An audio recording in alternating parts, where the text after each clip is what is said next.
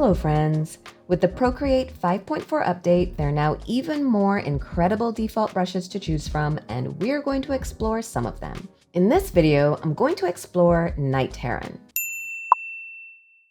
Okay, to find this brush, head to the brush library, go to the gouache set, and the second on the list is Heron. As usual, I haven't made any changes in the brush studio, and I'll be using the brush exactly as it was installed.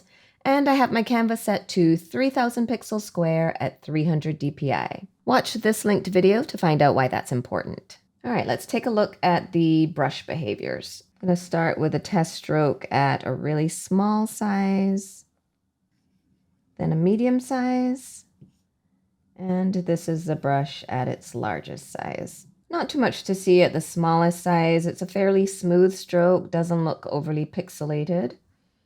At a medium size, you start to see a few lines like from the bristles of a brush, but it's not streaky. And you do start to see a little bit of texture. At the largest size is when you really start to see some shifts in value. And the texture is kind of appearing down the center of the stroke while it's a little bit more dense on the edges. And you also get a softer edge here. It's a little more feathered than with the medium stroke. The brush is pressure sensitive, so with less pressure, you're seeing not only a lighter value, but more of the texture in the brush, and it gets a little bit more dense with more pressure. I'm going to put down a few color swatches to test the opacity. And it's clearly a very low opacity brush. You can see right through these swatches, and you're also seeing shifts as the strokes overlap, which actually is a little surprising to me because I expected it to be a little bit more opaque since it's a gouache brush. But I guess it's mimicking more of a diluted gouache application with more watered down paint. And because of that kind of diluted look, the color is very muted, just like we saw with the last watercolor brush I reviewed. This is a really bright orange that I'm using, but here it's extremely muted. And you can really see the difference when I use the same color with a different brush. Now the color will get more opaque if you just continue to add layer upon layer of color, but it never gets super dense.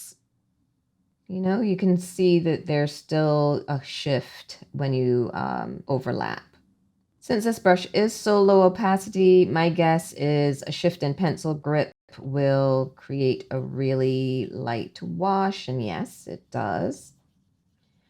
And it actually is creating this kind of pooling of the color along the edges here, which reminds me a lot of the Freycinet brush that I reviewed a couple months ago.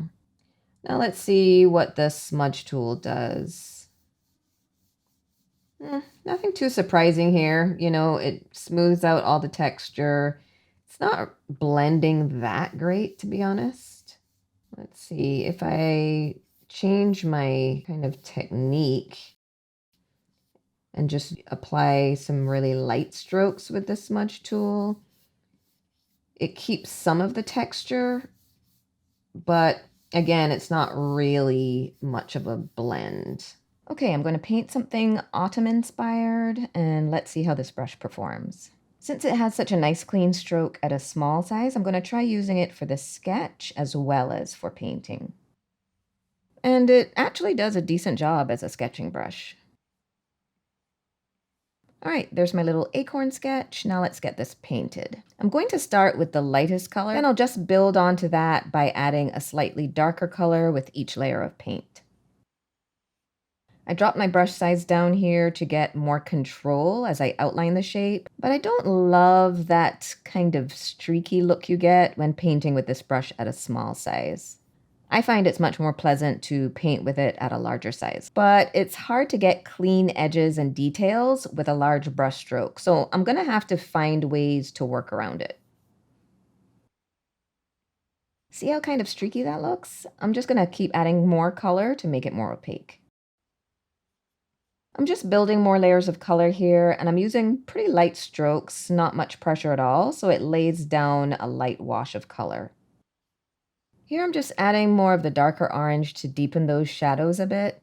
I'm still not a fan of those overlapping lines though. I'm going to try smoothing it out a little with the smudge tool.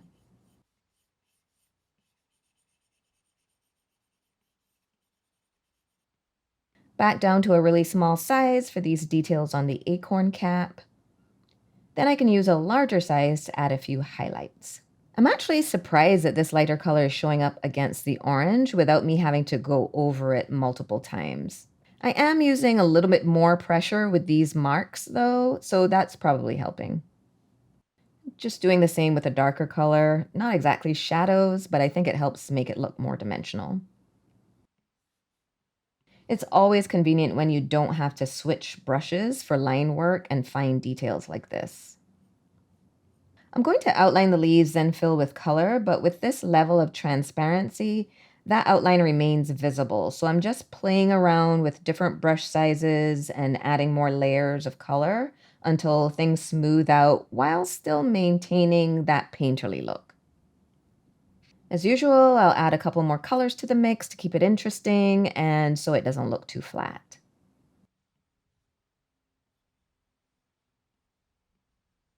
Then I can use the smudge tool to soften those edges.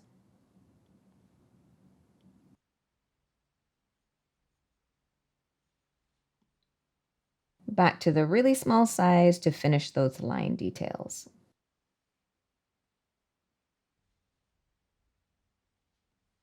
I decided to add a bit more dark orange to the leaf and got this interesting result. It's almost like if the color is dissolving. I can't think of a better way to describe it, but I think maybe it's because I have the pencil slightly tilted, so it's creating that extra washed out effect.